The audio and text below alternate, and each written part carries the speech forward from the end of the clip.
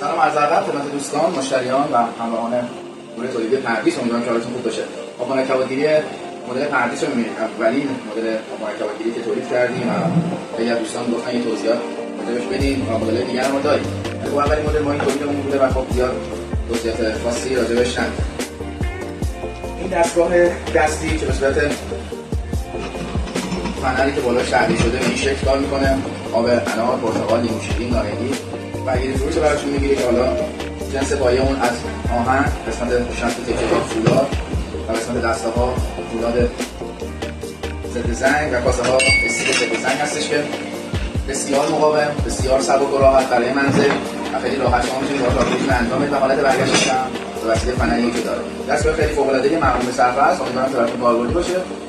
اگر خواستین سفارش بدین دایرکت و شماره تلفنی که می‌ذاریم و به دوستانمون میتونید اطلاع بدید، مسافت خودتون رو ثبت کنید. مرسی.